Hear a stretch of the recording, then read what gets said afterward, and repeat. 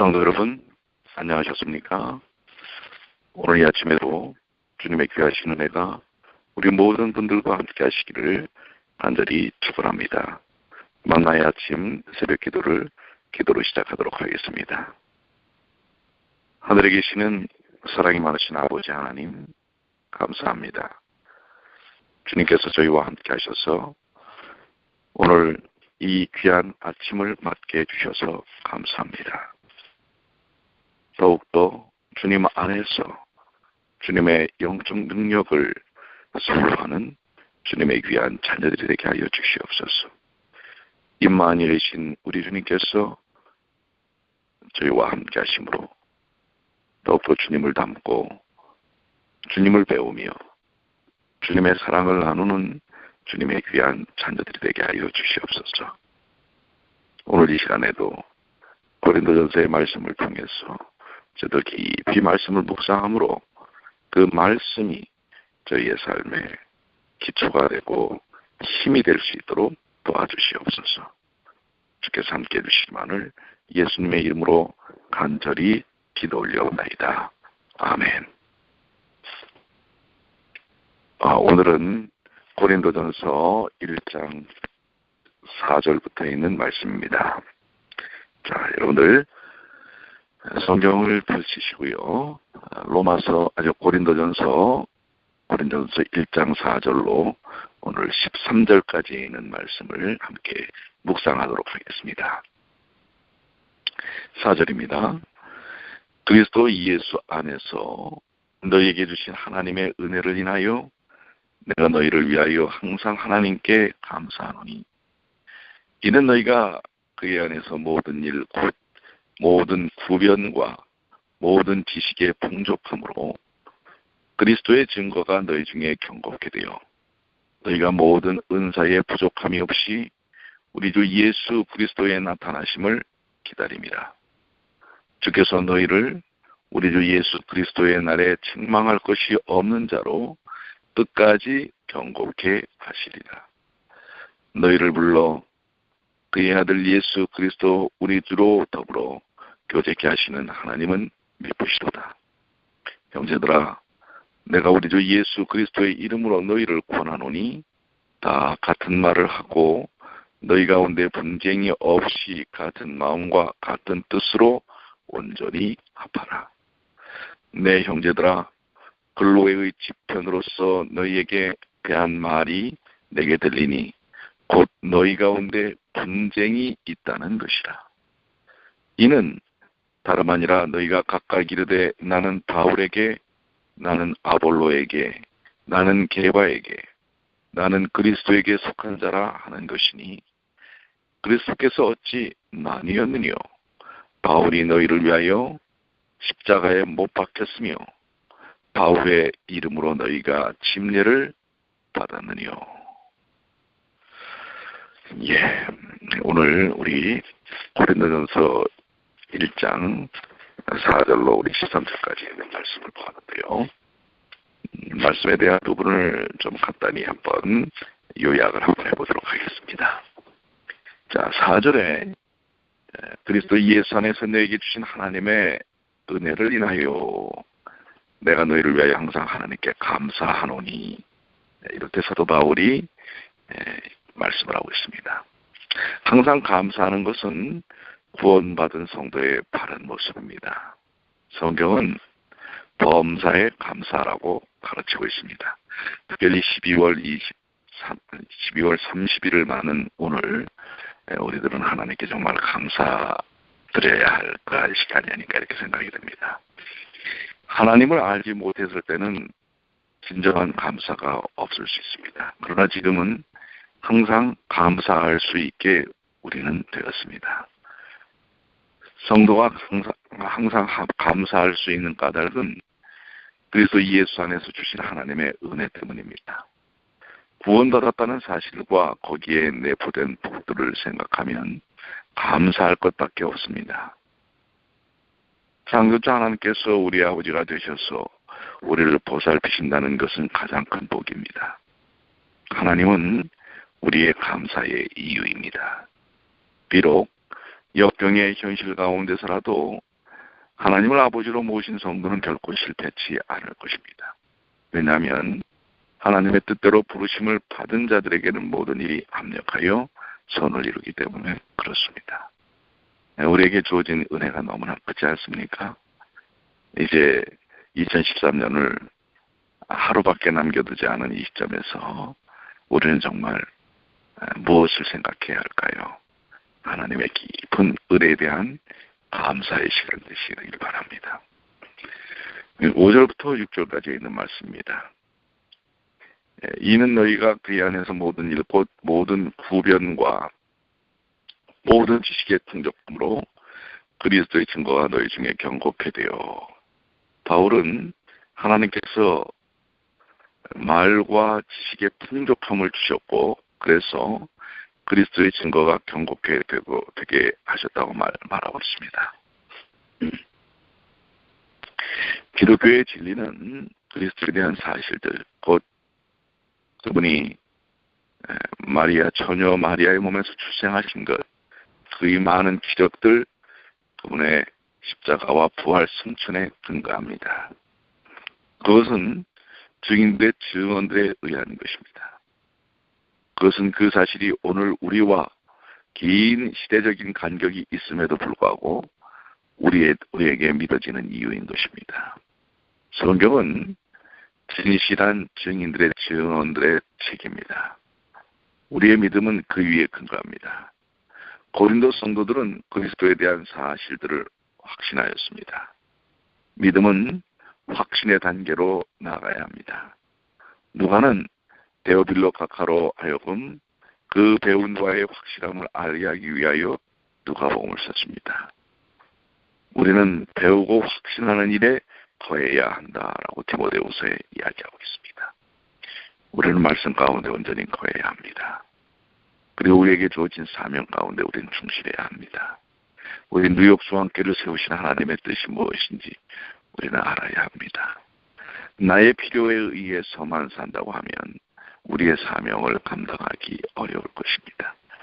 나를 이 시기에 하나님께서 왜 이렇게 우리의 사랑하는 성도들과 함께 하도록 하셨는가?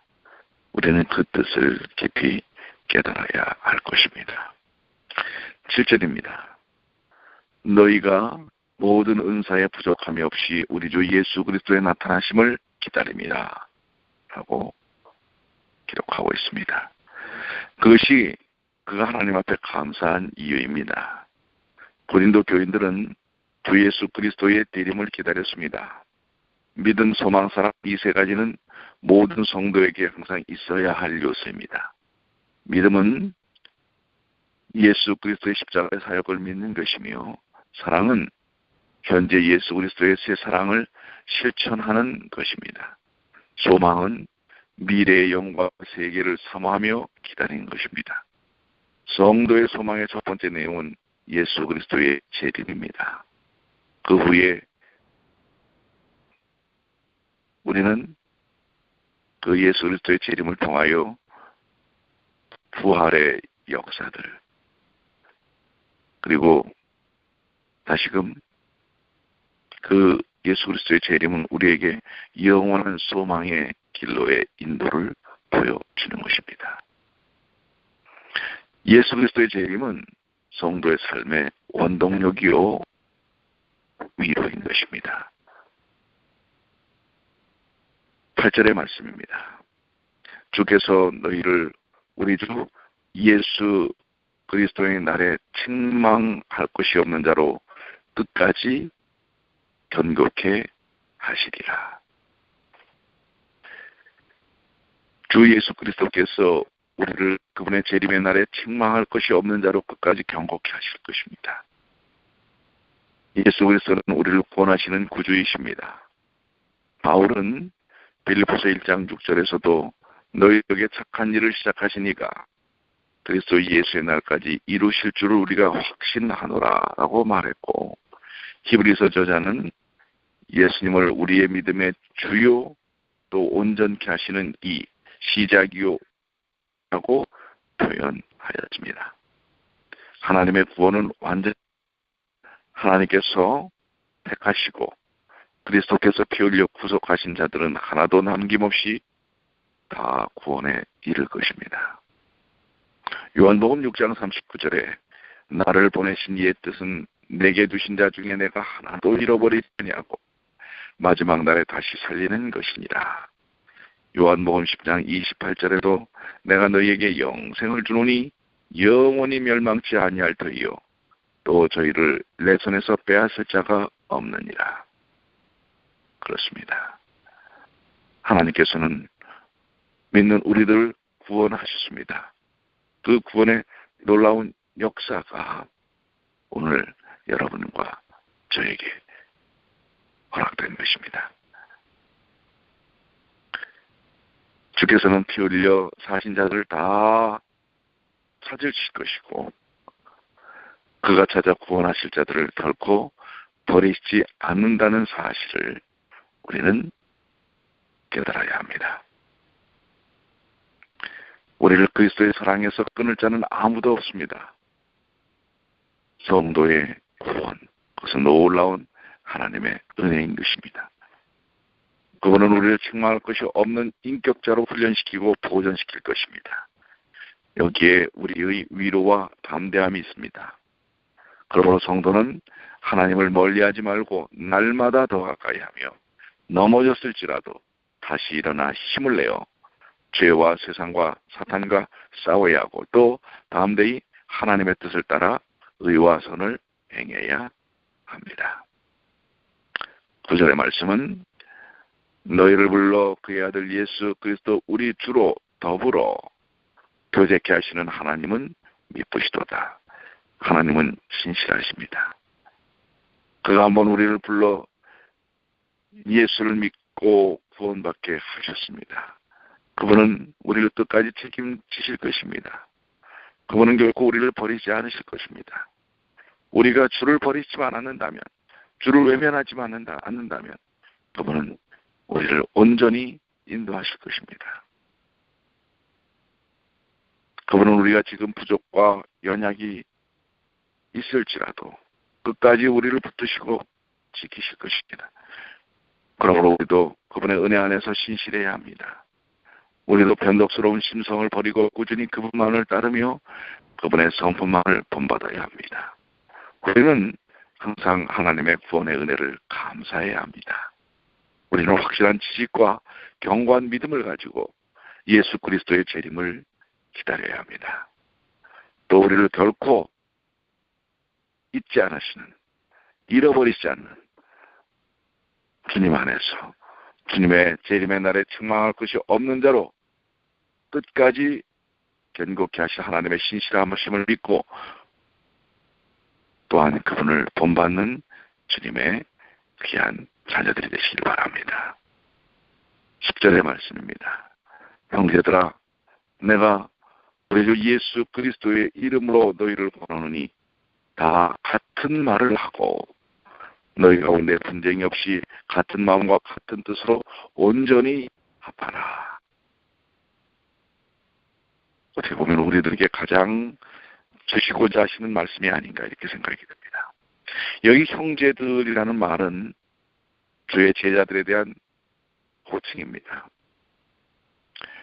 예수께서 제자들을 내 형제들이라고 마태복음 28장이나 요한복음 20장이 부르셨습니다.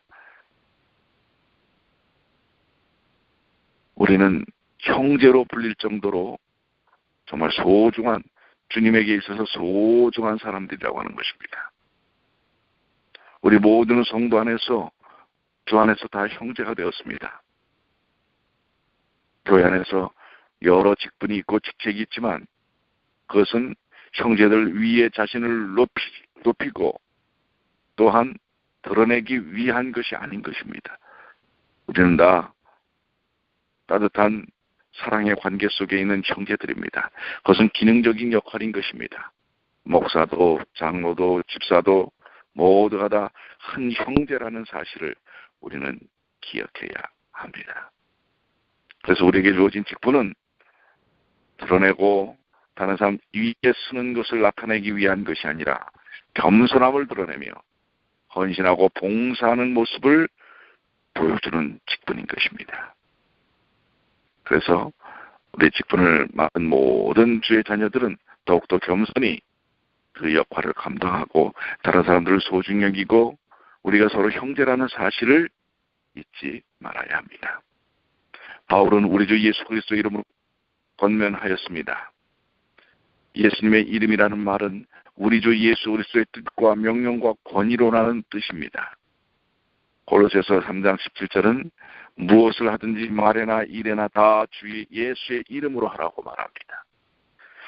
우리가 교회에서 하는 사역은 예수님의 이름으로 해야 합니다. 어떤 집단, 어떤 몇 명 사람들에 의해서 이루어지는 것이 아닌 것입니다.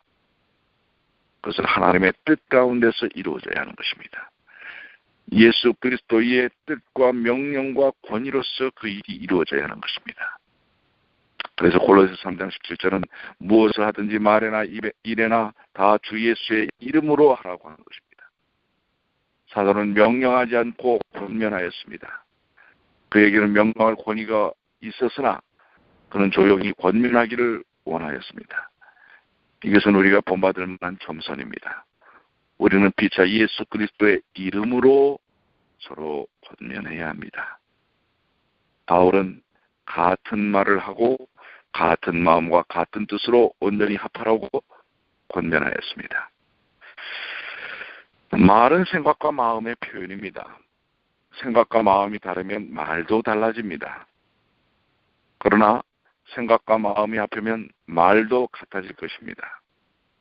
여기 분쟁이 없이라는 말은 원어로는 스키스마라는 말인데요.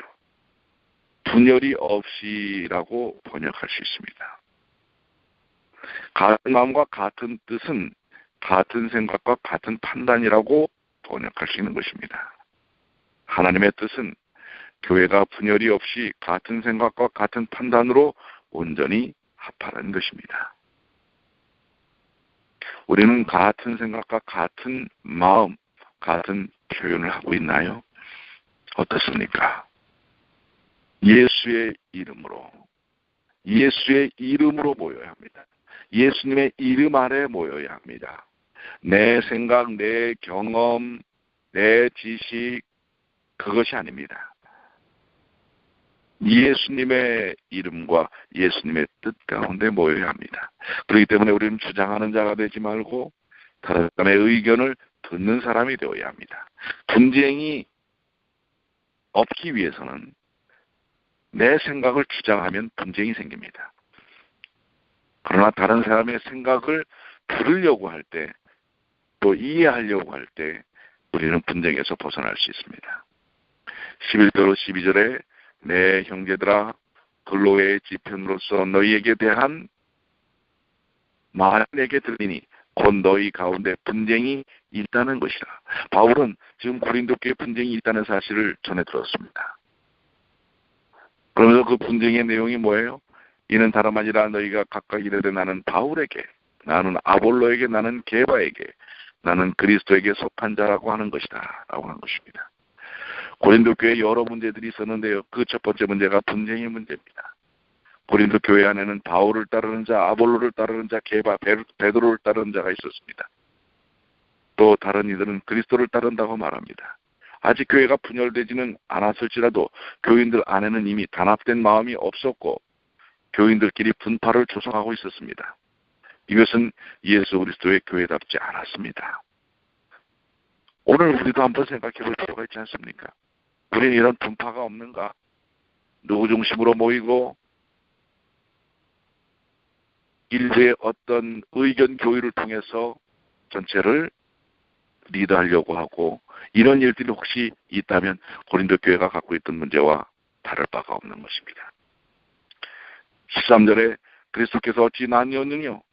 바울이 너희를 위하여 십자가에 못 박혔으며 바울의 이름으로 너희가 침례를 받았느냐? 그리스도는 한 분이시며 나누어질 수 없습니다.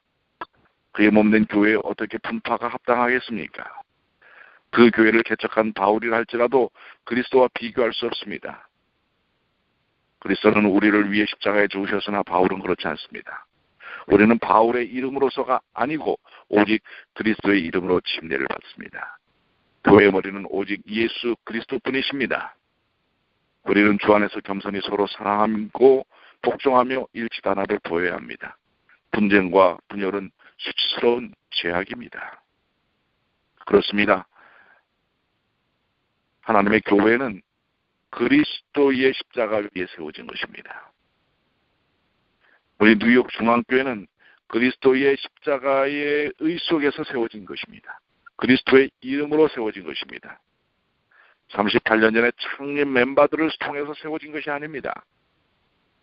그동안 교회를 굳건히 지켜온 성도들, 그분들의 노력과 헌신은 매우 소중한 것입니다. 그러나 그분들이 교회를 세운 것은 아닌 것입니다. 그분들이 교회 주인이 아닙니다. 혹은 지금 현재 이 교회에서 영향력을 가장 많이 미치는 사람들이 이 교회 주인이 아닌 것입니다. 교회의 주인은 예수 그리스도이십니다. 예전에 봉사를 했던 분, 지금 봉사를 하는 분들, 그들에 의해서 교회가 지탱되는 것이 아닌 것입니다.